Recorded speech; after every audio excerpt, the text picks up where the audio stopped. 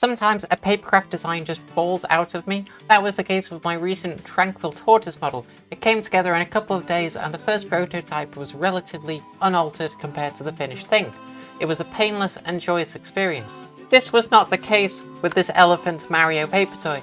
It was a painful and prolonged birthing process which left me devoid of optimism.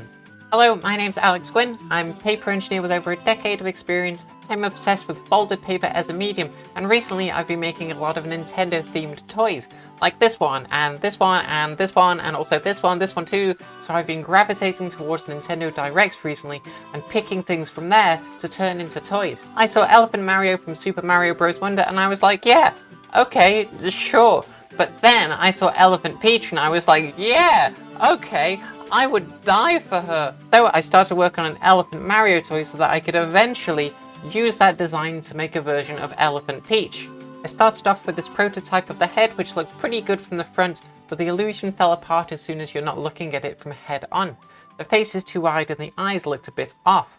So I cut off the front of the face, which in turn let me extend the eyes outwards from the flat front face along with rounded side lines, which helps sell the illusion of a rounded overall shape. I also made the hat a bit larger and fixed the ears. From there I extended the head downward to make the body and added that signature Mario moustache.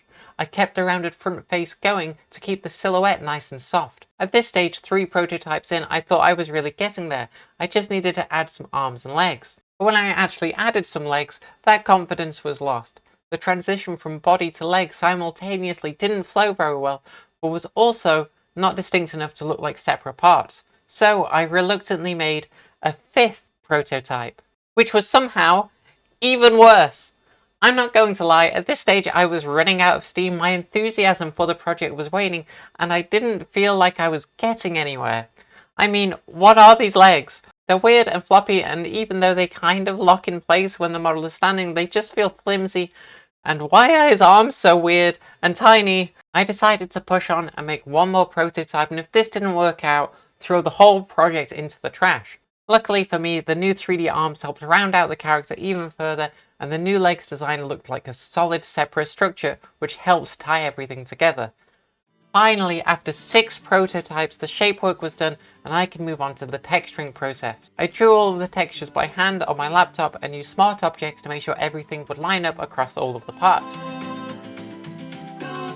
I was aiming for a painterly kind of splattered look in contrast with the more plasticine-esque style of the game itself. I don't really have much to say about the illustrating process. I put the pen on the screen and then I move the pen and it makes the lines,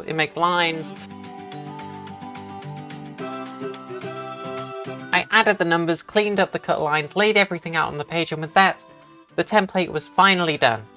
And it was time to build the toy.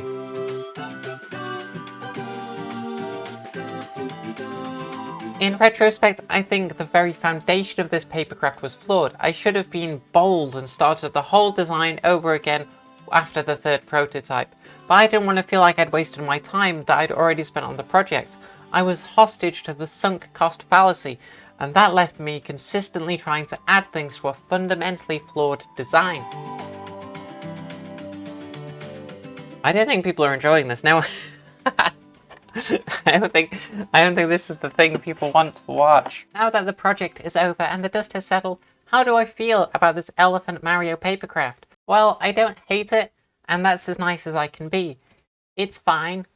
It's adequate. It's good enough to be a free download at folduptoys.com. I can only hope that other people out in the world get more joy from this design than I got from designing it. Did you know that I livestream myself building papercrafts like this Elephant Mario? Well, I do. So be sure to subscribe so you'll be notified the next time I go live. And if you want to watch the stream where I built this toy, there'll be a link to a secret unlisted video in the description. You might remember at the start of the video, I said the entire reason I made this Mario toy was so that I could repurpose the design to make a toy of Elephant Peach. But I don't think that's going to happen because, to be honest, I just don't want to look at this papercraft anymore. Super Mario Bros. Wonder, more like Super Mario Toy Blunder. I've been Alex from Fold Up Toys. Thank you so much for watching. If you have any questions, leave them down in the comments and I'll do my best to answer them. Okay, bye. Bye. Oh, look at these. There's links to things on the screen for the next few seconds. I think maybe you could click those. I don't know.